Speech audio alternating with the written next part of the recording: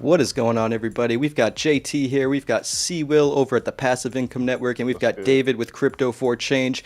Welcome to the fourth episode of the next block. It is currently block 21,100,894. What's going on, fellas? Hey, life's good as always. I'm happy. We got the next block is popping. Let's do it. Let's do it. And if you're just joining us now, tap in with the live chat. Let us know what you want us to discuss. We've got a lot on the docket today, including the updated governance proposals, the Limewire UMG partnership with Algorand, general market sentiment, Staci at the SALT conference, and a bunch more. So stay to the end. And yeah, let's start off with market sentiment. How you guys feeling out there? I'm watching right now, and what I see is, I think AlgoFam hit the nail on the head when I put out the post on what's going to happen for the rest of this week. I think we're going to trade sideways for a little bit, Yep. but I am thinking or feeling that come the either end of this week or beginning of next, something's going to happen, something big. I don't know what it is, but I think we could see a move down for if Bitcoin goes down. Obviously, Algorand's coming down, or maybe we get that relief bounce and we can pop back up to some levels, that we were previously at, right in the 50 cents to 60 cents. Algorand's, it's had a tough time. It's hit it twice, hitting that 50-cent range. So Yep. I'd love to see it get over that, but I think we may still see some choppy waters ahead. So looking at Bitcoin right now at the time of this video about 30K. So I'm seeing the 30K level as a nice resistance. It keeps fluctuating between 28 and 30K. We want Bitcoin to get back to 31, 32, 33, which would be good for the overall market. So that's what I'm looking at. Again, following Bitcoin, what David said with Algorand is happening, looking like sideways action for a while. So we hoping Staci and them get some good news out there to give us some upward price action, hopefully.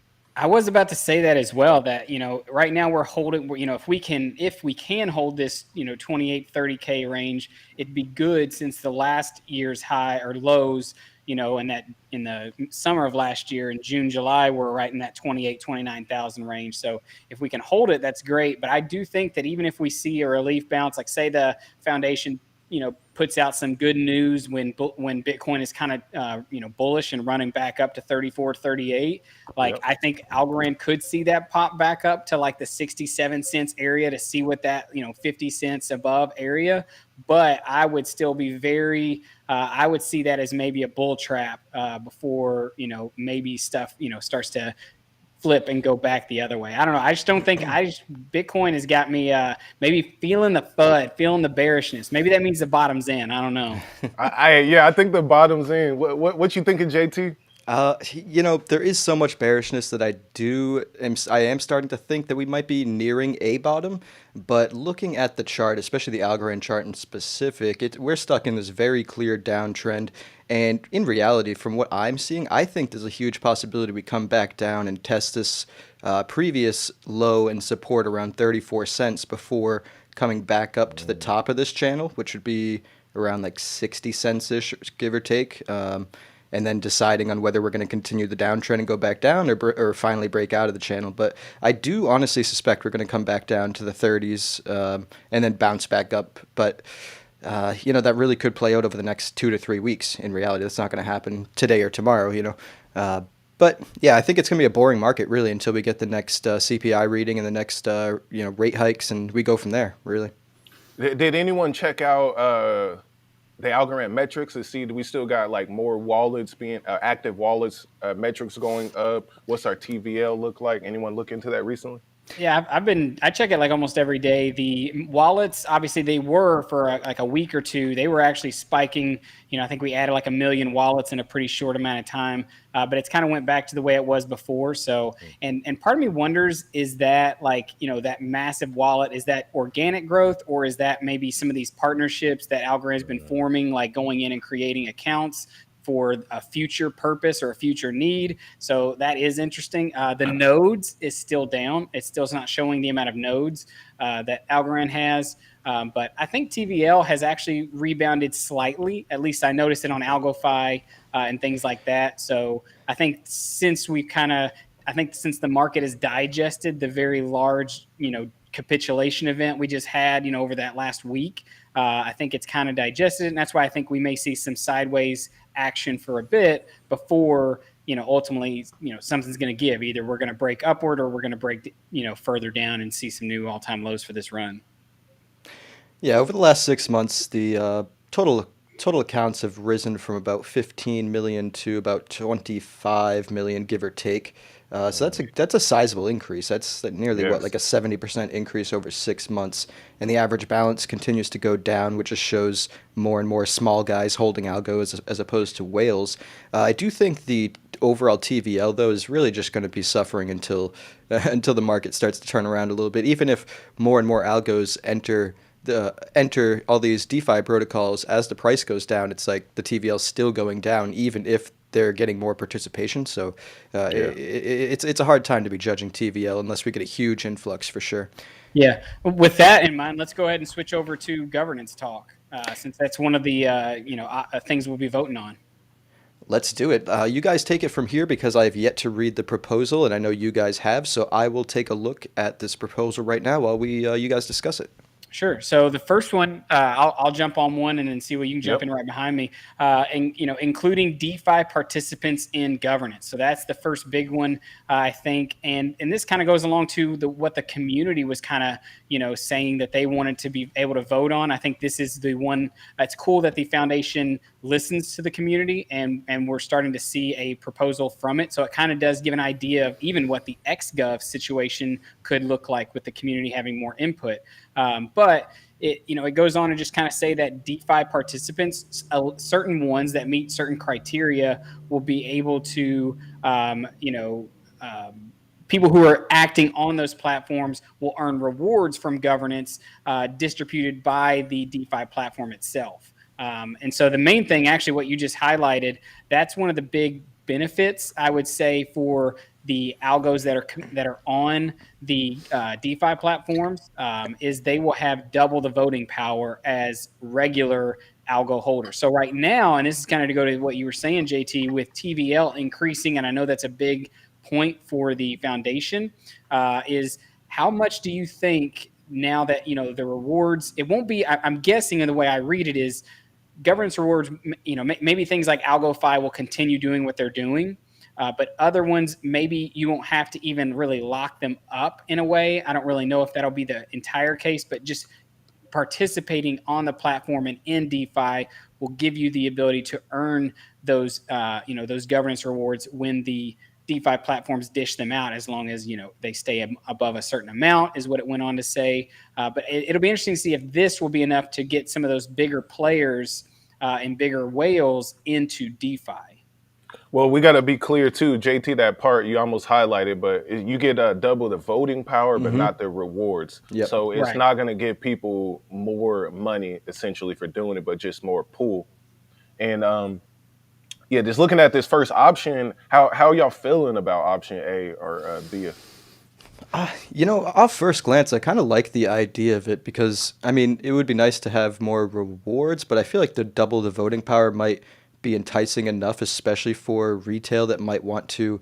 I still think there's going to be a lot of industry people, people that are holding a lot, millions on Coinbase that are still going to want to keep it on Coinbase just for safety. But I could see this, helping drown out the whale vote if a lot of retail jumps in DeFi and has double the voting power. So I think it's an overall good idea.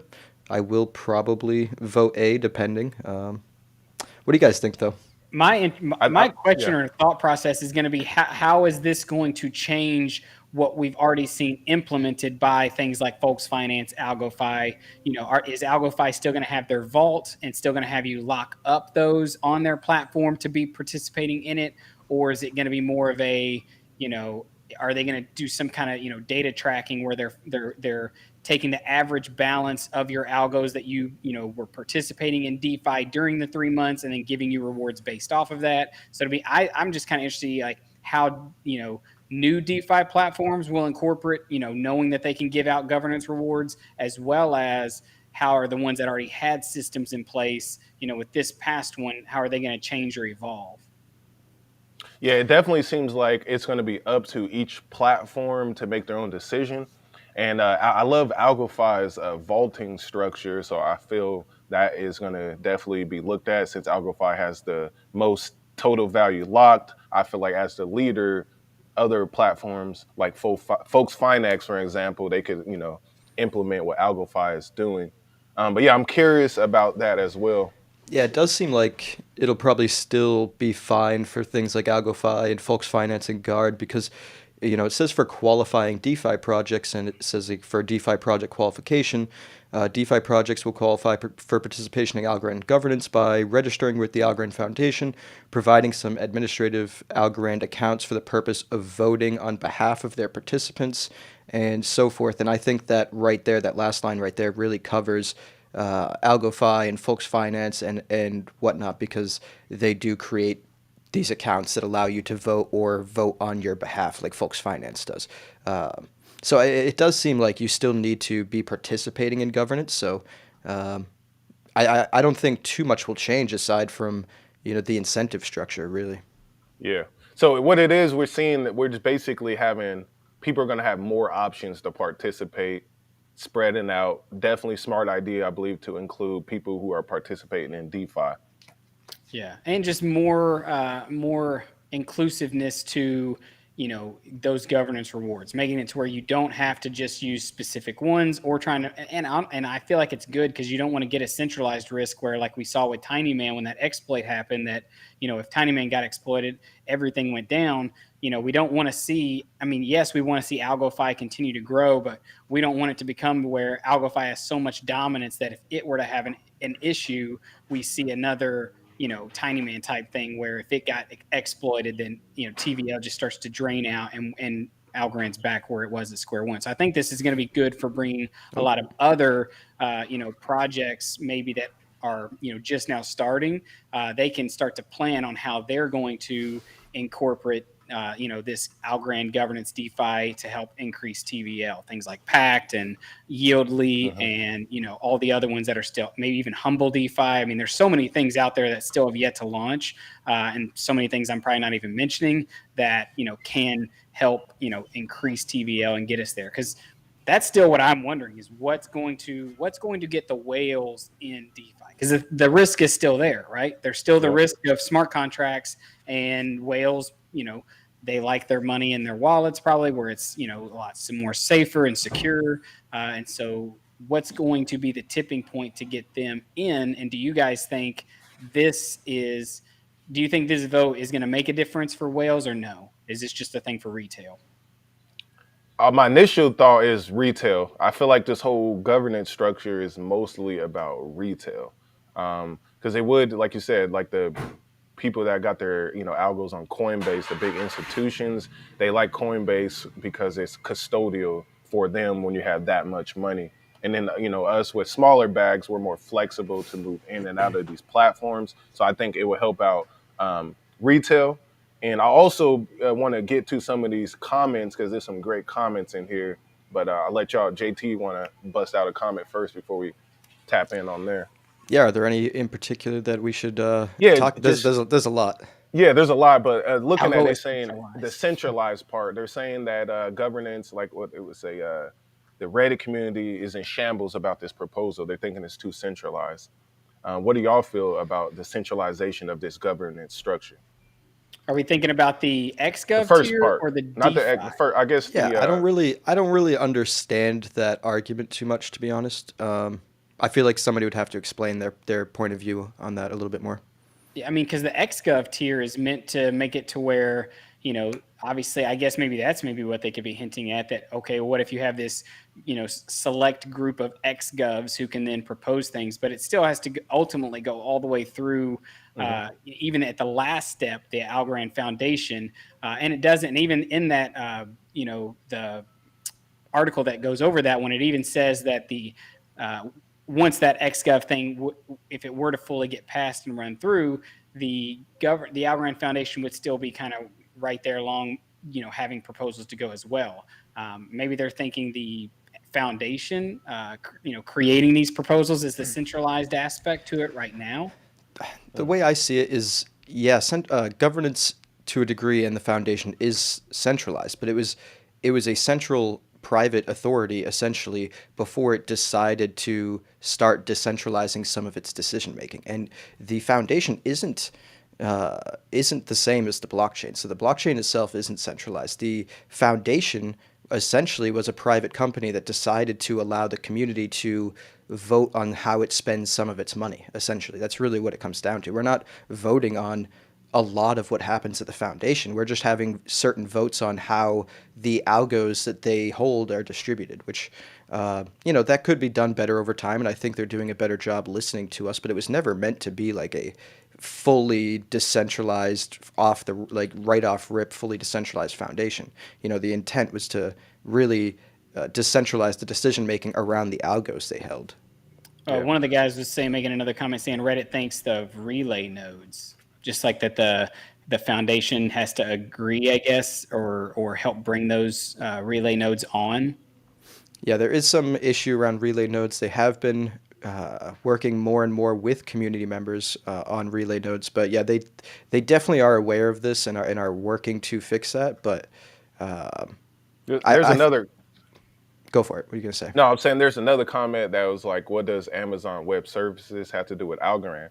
I did research this before. I remember a few months back, the Algorand wallet, the Parrot wallet, before it turned, was having trouble. And then we found out that the Amazon Web Services servers host the Parrot wallet's information, but not the blockchain, but they do host all the stuff that's in the Parrot wallet. So if Amazon services went down, we would have trouble using our Parrot wallet. That's what happened before. Yeah, and that's a slight issue, but in reality, you could have always just started using a different wallet like MyAlgo or something like that with your same information. So it wouldn't have been the end of the world there. But yeah, there is an issue in general around the internet that AWS has a lot of control over things. Yeah, and I also want to say this, like, I know that there's so many questions, about this centralization versus decentralization. Like, I feel like people also have to realize that, like, up to this point, this is a transition from, power being centralized and central authorities having so much power to a decentralized future. Like, you can't just have a sunset date where, all right, everything that was centralized is now decentralized. Like, it is certainly a process for sure. It's going to take years, but I do think when you compare Algorand to a lot of the other layer one blockchains and things that are out there, it is very decentralized and moving even more decentralized as it grows. Yeah, I agree. Let's move on to the second part of this proposal. It is the first steps for XGovs proposing and upvoting measures. I'll let you guys take it from here, and I'll read along as you go. Well, in the short, this one, I think this vote came from like our last governance quarter vote. But anyways, it's about experienced governors, the expert governors that can help.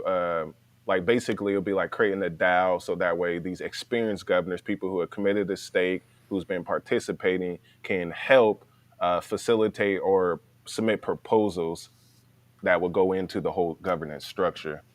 Yeah, one of the big things I saw was they would be creating an app that the XGovs would be able to pretty much, in a way, almost like Reddit, I feel like, but like some type of app where they'd be able to, bring the proposals up, and then either by upvoting or by, some form of that would be able to bring the best measures to possibly push forward through to the regular governors to vote on, and then from there, it would be still, I think, checked by the Algorand Foundation, and then would be released to the regular governors, for their vote. It didn't go. I was hoping we would get more information on the length that the algos would need to be locked up, or if, and this is something I would be interested to hear what you guys think, if the XGovs is going to be such a separate tier that like you wouldn't be able to get I'm pretty sure you won't, but like you wouldn't be able to participate in DeFi and be an XGov, right? I feel like you'd have to be an expert gov.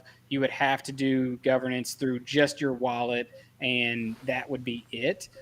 Just because then how, I guess unless all these platforms, DeFi platforms, would have to differentiate which users are XGovs and locked longer term, which ones are shorter term. So that is going to be something interesting. Is, are you going to end up seeing the whales, the ones who maybe don't participate in DeFi, as these XGovs versus the retail degens out here in DeFi, just being the regular govs voting. And maybe that's some of the thought where some people were going with centralization of like the expert govs.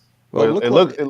it looks Go like ahead. it looks like the XGovs will be more of like a tier where you're like earning these XGov tokens. It seems. And you Yeah, being it a goes DAO. back to the way they did what they said on the last vote, which was, to make it to where they'd still be able to use them. You would lock your algo tokens into this XGov, smart contract, whatever it is, for the duration, which would be longer than a normal, the 3-month soft staking, and you would get the XGov token that you would then be able to go and, I guess, move around on DeFi. But that was just from what it was said on the last vote that we had. I'm just thinking like, does that mean that all of the DeFi platforms would have to adopt or would start to adopt this new XGov token, or would there just be a specific, certain platform for it? Well, it looks Yeah. like the XGov token would only be used to upvote proposals on that app that they're building.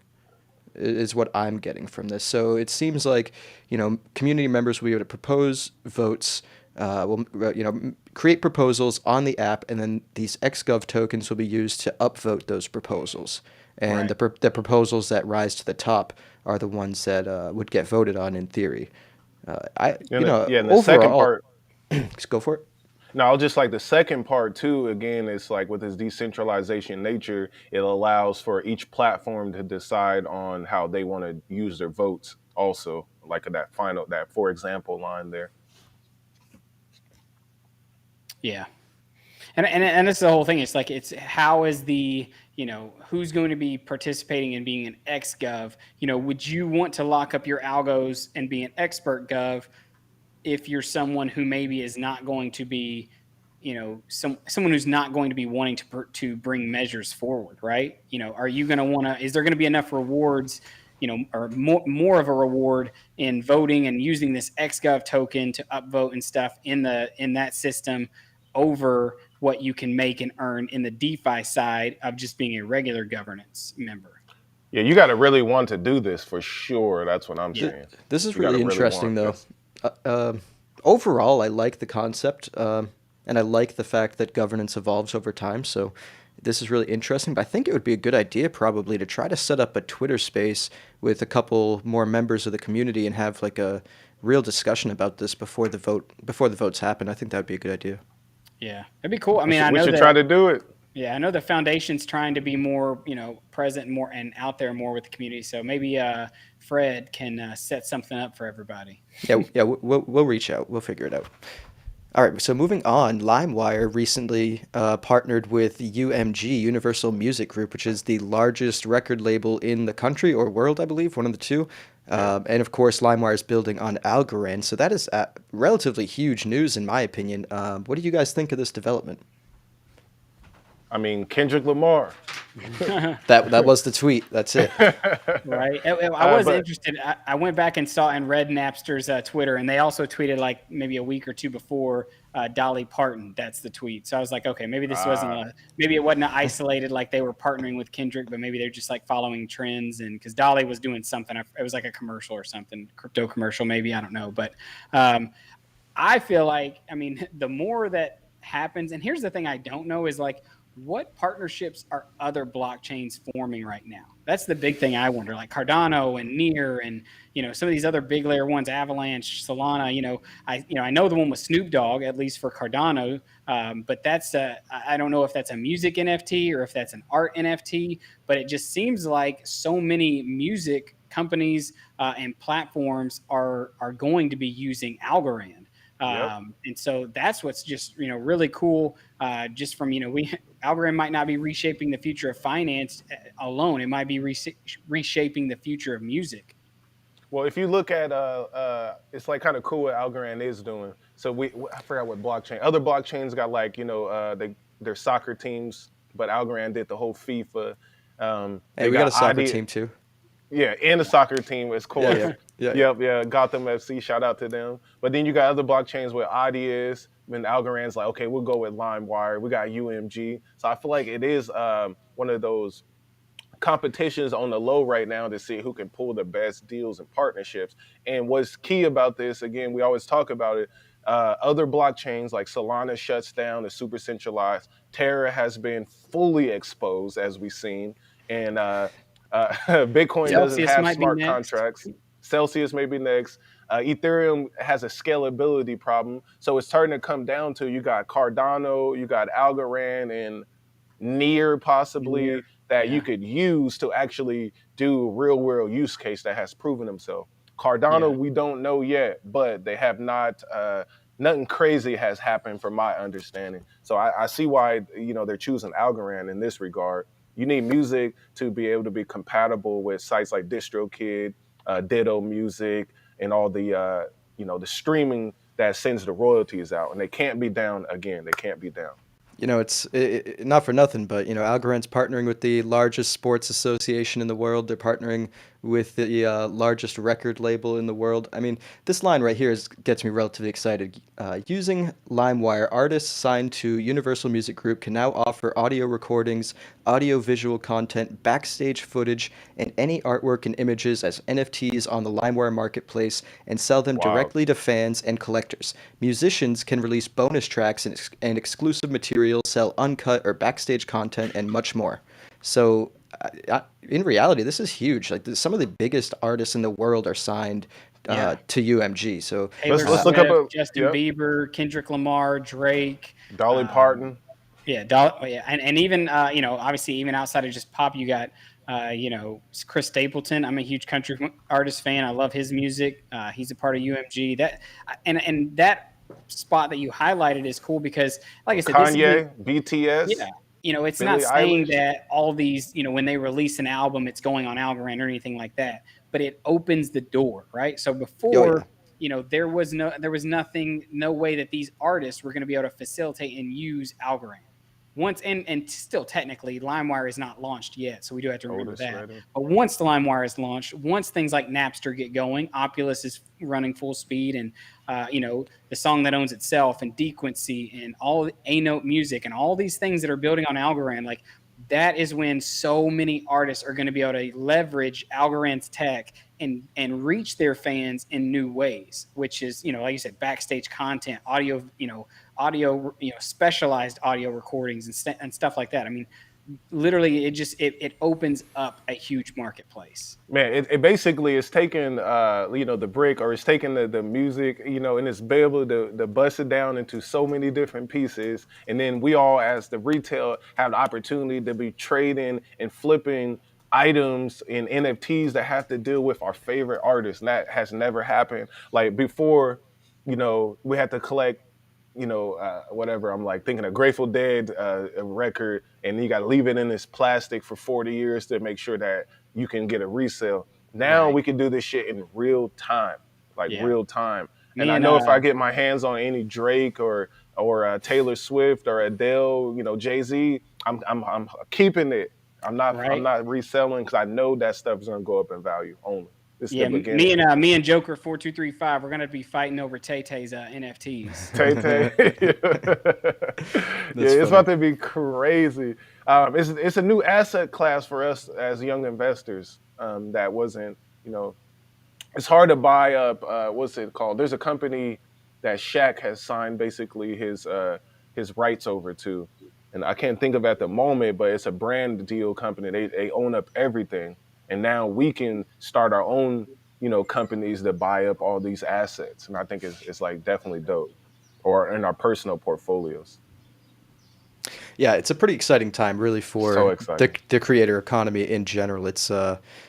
I've never seen traction like this in general on any of the other blockchains. Granted, I do have a little bit of tunnel vision, so maybe I'm missing something, but it does seem like something big is brewing. And just to be clear too, some of these projects are already up and running. Like Napster is a full-fledged business that Yep. rakes in millions of dollars a year. They are transitioning to use the blockchain, but it's not like they're starting their business off from scratch.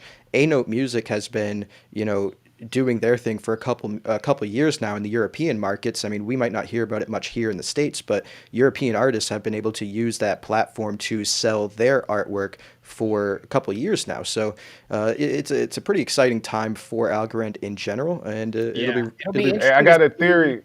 Oh, go ahead. I got a theory, because like I see Algorand as the Amazon of blockchain.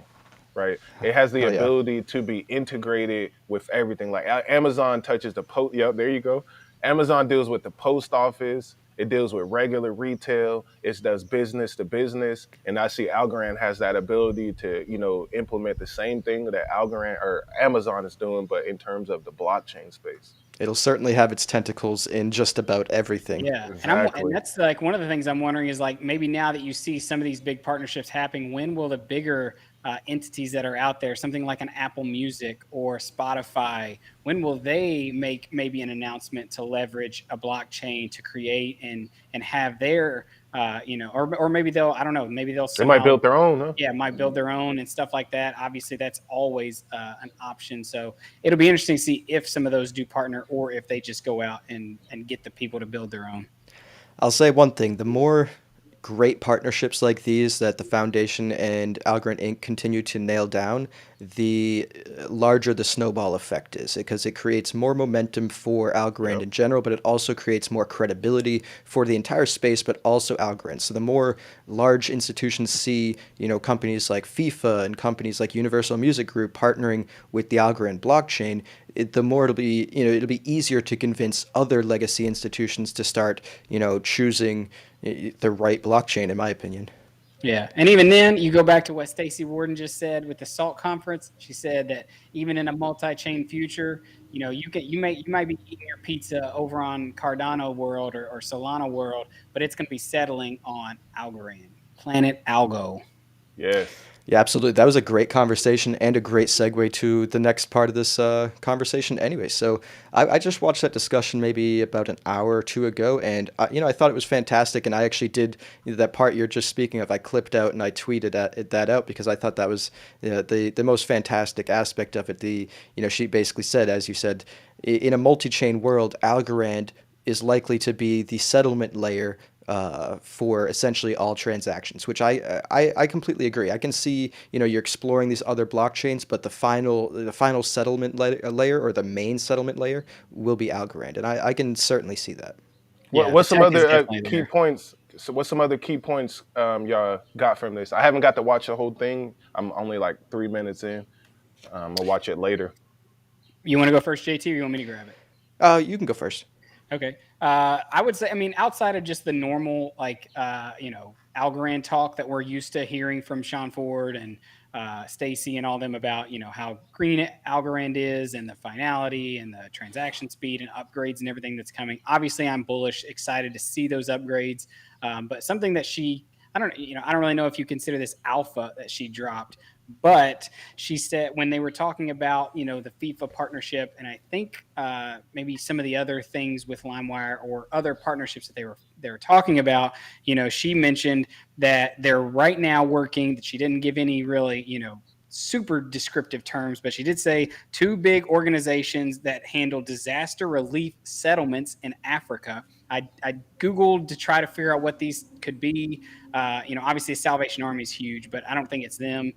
There were some other ones that were actually dedicated to disaster relief settlements in Africa, but I didn't find anything definitive that I would want to speculate on. So that was something huge, and I think she may have even said not just two large, but two of the biggest organizations in Africa that handle that. But also, she said they're working with a mobile inclusion, one of the largest mobile inclusion networks in Africa, in African business. So, those are maybe some big announcements that are going to come out here soon. I don't really know, speculating what they could be, but it's cool to see, with Algorand being global. I know we get so US focused and just American focused here, but like Algorand is a global a blockchain and a global thing. And so it's like, it'll be interesting to see how they start to leverage, a country like Africa, where, the amount of people that are unbanked and the people that she even mentioned in that conversation, where to get a bank account, you have to know somebody who at that bank who would refer you to be able to have an account. Like that's how strict it can be in certain areas.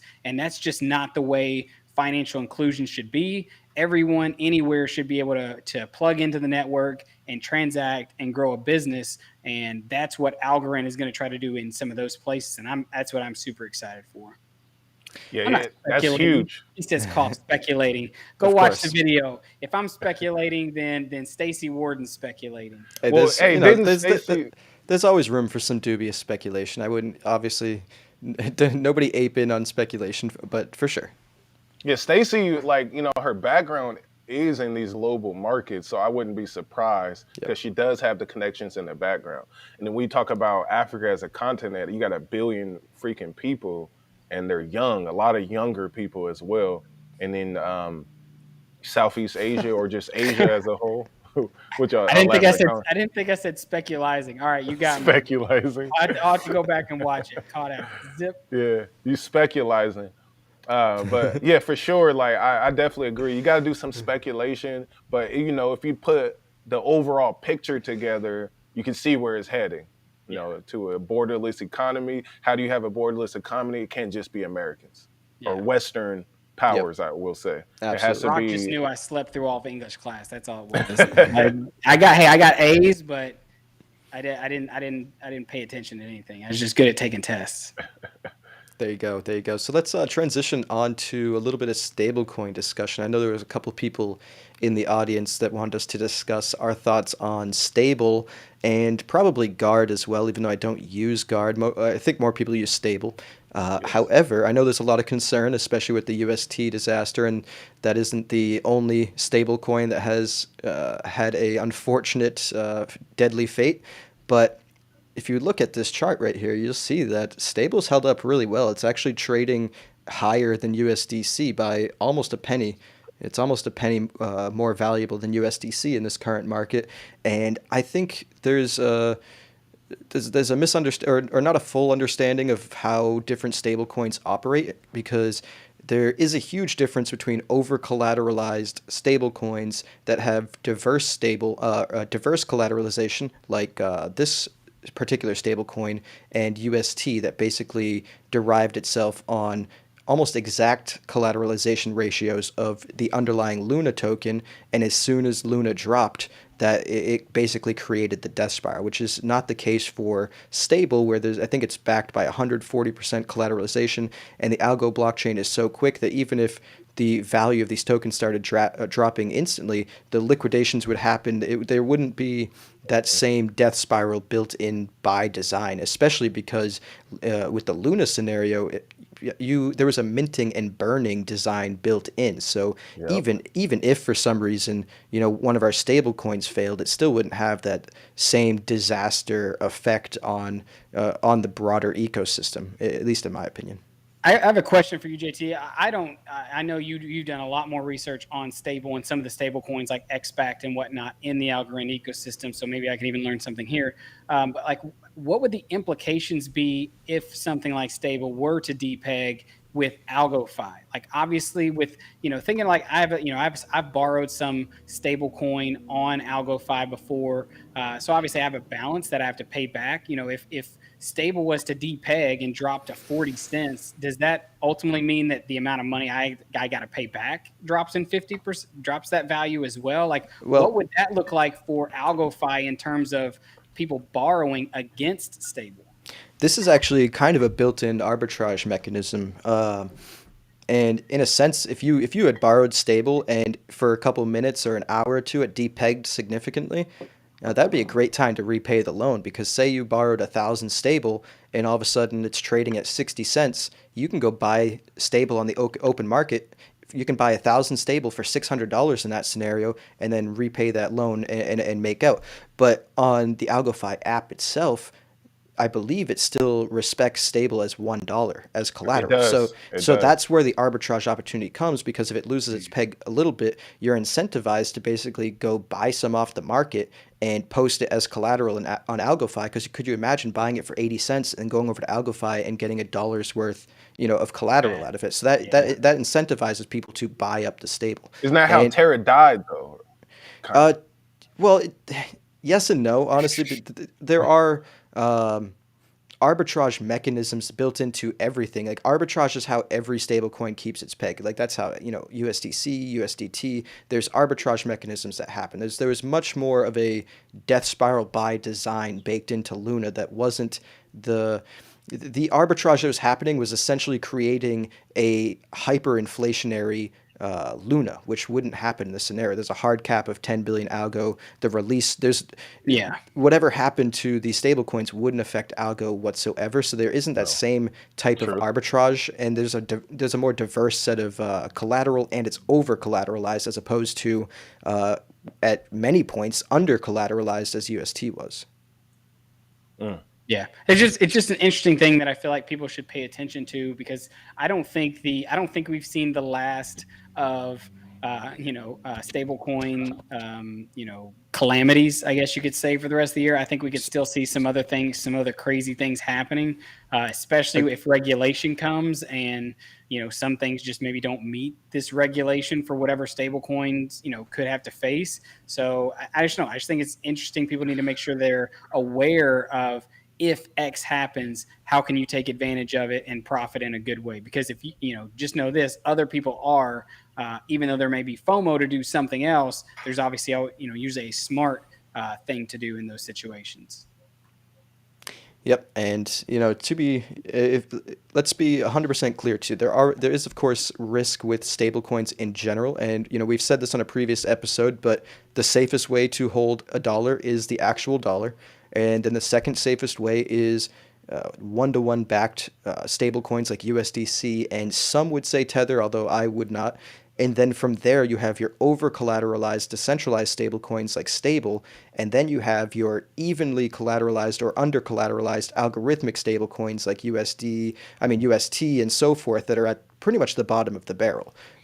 So I wouldn't do anything outside of over-collateralized stablecoins on a fast blockchain that can handle the liquidations. Yep. Yeah. Well, did we talk about Guard? Did you mention how is Guard set up? Guard is essentially the same way, so I mean, it wouldn't. I feel like the same applies to Guard. The only difference is right now, I believe Guard is just solely backed by Algo, which the more diverse set of collateral you have, in my opinion, the better off you are. So in that sense, I would argue that Stable is a little safer than Guard. But just the fact that it's over collateralized in and of itself, and you need the Guard to, if you wanted to go participate in the liquidations and you wanted to be a liquidator, you would need to buy up Guard to liquidate someone. So there are incentives there built into the mechanics. So I wouldn't be I wouldn't be too concerned, but I personally do not use Guard enough, and I do, like I said, it's the collateral isn't diverse enough since it's just Algorand. Yeah, well, what I do like about Stable is that connection with Lofty and Y Combinator, the same investor, and I do really like how you can, if you got stuck in Stable, you can still use it somewhere else. That's actually one of the best things about AlgoFi so far, and I hope that they use their tentacles to reach into more businesses, because the more demand you have for a currency, the more stable and the better the longevity of this token will be. If the only demand is in this closed circuit DeFi circle, then you do have a little bit more of a risk. But if there's more real world commerce use for your dollar or for their backed stablecoin, then it creates a much safer and secure foundation. What we need to do is get these guys to connect with Opolis so we can use Stable to buy SNFTs. That's already will be a smooth and easy transition, right? Wouldn't that just cause more reason for no utility in the Opulus token? Yes, Joker's bringing up a great point too, that AlgoFi is soon to be unleashing flash loans, which actually will help in some of what we just discussed, and allowing people to basically take out very quick loans to help participate in some of these liquidations, which would be pretty interesting. Oh, that's going to get dangerous. Yeah. More things to make the market go. Yeah, more volatility. Well, I disagree, because the liquidations are going to happen regardless, and I think this just opens up more opportunity for people that don't just have a bunch of money to be buying out these accounts and being the liquidators, to actually participate as well. You know what I mean? Well, did we ever talk about so like AlgoFi's? Oh, it has been live for a while. Okay, no, I'll have to look into that. No, What? Joker was just saying that the flash loans have been live, but I have not known that. Go ahead. Oh, I was talking about AlgoFi's revenue model. So I do know, like, every time you use a smart contract on there for the first time, they charge like 0.6 6.2 algo. What are other ways that they're making money for themselves? Do we know? Yeah, I'm not too sure. I'm sure there's probably fee structures built in that I'm not fully aware of. Okay. To Well, be something. honest, though, they could very well be waiting just to launch their token and tokenize their product that way. Hmm. One of the questions asking about Yieldly Algo DeFi. It looks like it's been manipulated the past days. The chart looks ugly. I don't know. Are you talking about on like Coinbase, like with because it was like showing like up like 500%, then down, then back up, then down, or are you talking about somewhere else? Yeah, I heard that like it did look weird on Coinbase, but that wouldn't be the first time that something like that has happened on Coinbase where the price just like went out of control. Any of y'all using Yieldly anymore? I am Not at the not. moment. No. Yeah, ever since the XET pool ended, I am not on it anymore. Have we heard anything more about XCT having their own staking, or have they mentioned anything about anything since that ended? Oh, you know what? I know what he's talking about. I just looked on CoinMarketCap, and look at that. This is so strange. Uh, that's how the Cosmic Champs chart looked too. It's just, it looks like you could set some crazy orders between point 0.011 and then 0.002 and just like trade that back and forth all day, which is kind of wild. And it started, let's see, it looks to have started on the 17th, so 2 days ago. It might This, just be a messed up chart. Like click Cosmic Champs on there. yeah, but this is CoinMarketCap, so this is aggregating like everything. This Hmm. isn't tiny charts, you know what I mean? This is from Uniswap, Mexi, Tiny Man, and I think that's it. Yeah, ZipMex as well. Hmm. Yeah, I don't know. Everything Interesting. wonky and weird things are happening with Yieldly. That's why I haven't been using it for a while. But obviously Oh, they're I still want to doing things, so maybe they'll come out on the other end, I just want to like say my video congrats depicted to flying. congrats to Joker over there who won the first Alchemon battle. Hey, Congrats. Yeah, if y'all haven't seen it, check out my demo. I teach you how to play the game, how to download it, and how to earn some coins on there if you win. oh It's on the nice, yeah, yeah. YouTube. Isn't that kind of like a sort of like a Pokemon style It's a hundred a game? percent Pokemon, but called Alchemon. Alchemon. Yes, it's Pokemon. Definitely, it's a fork. It's a It's a fork of it's a Pokemon. fork of Pokemon. But What's the It's. But I would say, like someone else brought up, what are we looking for in terms of NFTs? I always bring up Alchemon because off the top, it's cheap to get in. It's not like over your head like Algoana. It's not gonna make you broke. And then so it's an easy get in. You can buy 3 NFTs for 15 algos. That might be like $7. But then otherwise, there's an actual game that you can play on, and yeah, that right there, you can have some makes it excitement. fun. Yeah, and it's fun. And then eventually, they're going to start doing person to person battling. So, like how Zone was trying to allow us to play chess, we're going to be able to battle each other on Alchemon. That put more value behind Alchemon. The Yeah, NFTs, they got a lot of developments, and again, the team is good. They yeah. stay down building their product. They don't pivot. So that's why I'm always talking about Alchemon, and Yeah, I think hopefully, one of the ones that's coming up that might be good as well is going to be that Fractal Monsters. The guys who were yep, behind Flemish Giants yep, are the ones creating it. I'm in their Discord and kind of following along a little bit. So that's another one that'll be a fun, like you could hopefully buy in with relatively cheap, should be uh, you cheap. know, uh, algo, and then you can kind of grow and evolve and make more. And then obviously, if you sold your evolved thing on the secondary market, you'd be able to make some profit there.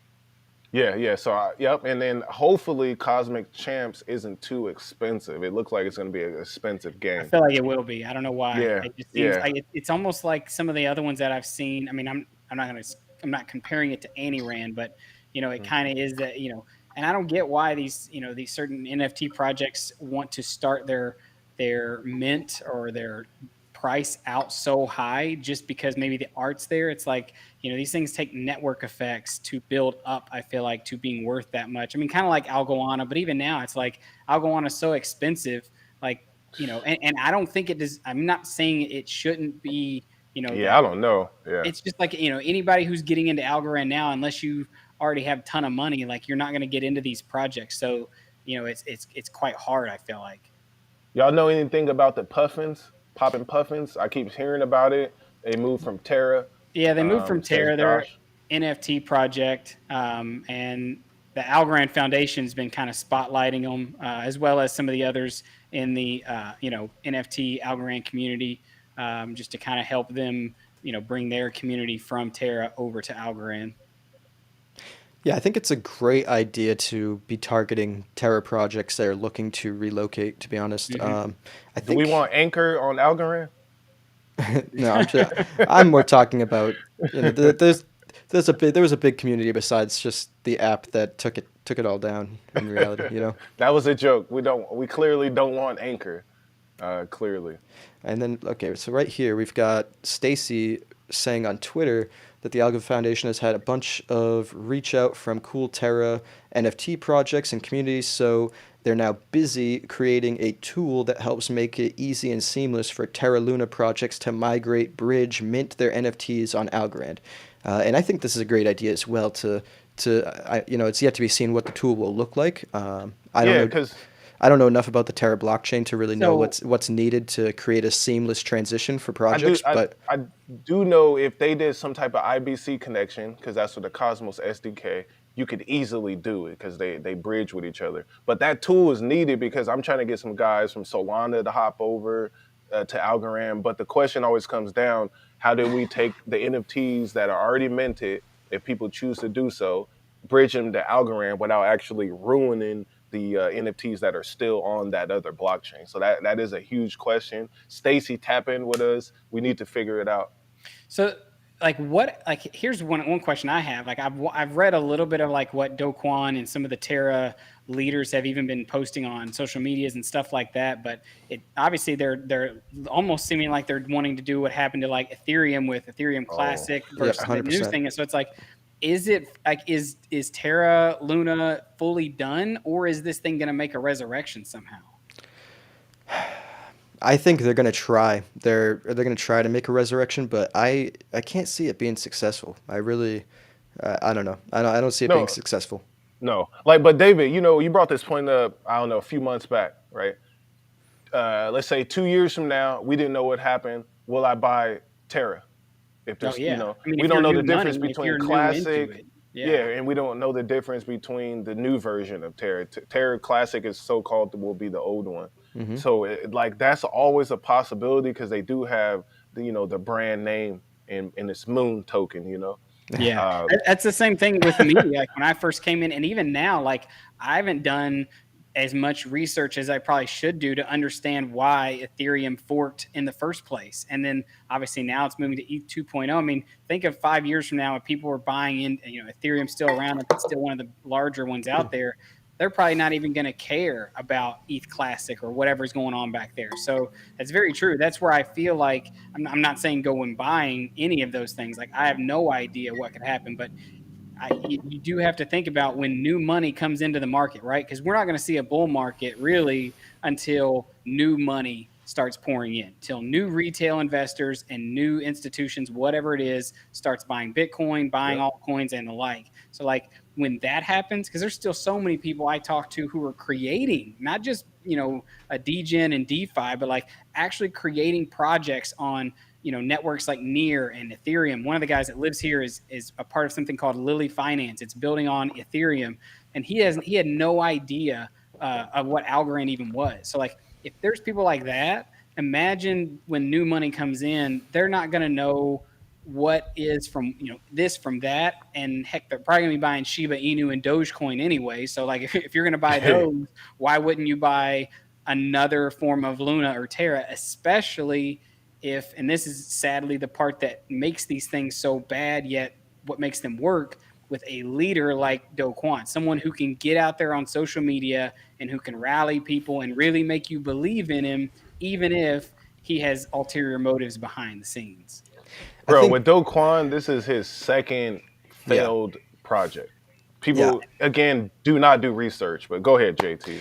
yeah. I just think it's two totally different things between what happened to Luna and what happened to Ethereum. And I will say your last point, David, I do agree, and I do actually think that's part of the reason why it's overall a good thing that Coinbase added the 5.75% staking rewards for Algo, because new money really doesn't know, and they're going to be looking for reasons to invest in things, and that roughly 6% yield from Coinbase will be something that attracts new eyeballs. But going back to the previous point, the Ethereum and Ethereum Classic hard fork basically happened because of a huge hack that essentially, especially if they plan to transition to proof of stake at the time too, would have left the network more prone to a 51% attack because of how much Ethereum was stolen. So the decision essentially was to hard fork the network to basically have one network where that hack didn't exist. Where in this scenario, and at the time you have to take into consideration the network effects that Ethereum had being one of the only movers in the space. So it was able to kind of rebuild or start again or hit the restart button essentially and have the ability to do so because where else were people going to go at the time? Yeah. With the Luna scenario, this isn't happening because some some hacker. It's happening because of a failed Ponzi project, and it's the second one of this kind. It could be more. We're just learning about his previous project's basis cash or whatever. So I do think it's fundamentally different, one on the trust level and two on the network effects and the ability for people to move elsewhere and migrate. So I really don't think they'll be able to rebuild. They're going to try, and the change will exist, but I think the market will determine pretty quickly that they're not going to be that valuable. Yeah. Yes, like check this out. Like institutional money have to do the research, basically. We never heard of a big institution like, hey, we're about to go rock with Ethereum Classic. Like we never heard that. So I'm like very doubtful that they're like, we're gonna go work with Luna Classic. Hey, some of these big guys aren't as smart as you think. I mean, what was it, Mark Cuban that got beat by that Titan stablecoin, and he lost a bunch of his money there. I mean, you've got Novogratz who lost a lot of money on Terra Luna, even getting the Luna tattoo and stuff. Yeah, he did do that though. I can't believe he did that. That was real. I thought it was fake. People have a misconception of these people in like positions of power that they're like they have to be so much smarter than they are. I mean, we'd like to think so, but really, I'm thinking their team possibly. Like I don't know. Well, somebody need to come hire us to be on their team then, because I'm like, y'all don't do no research then. There's plenty of people in the community that are just as smart as some of the people that they think are much smarter than them.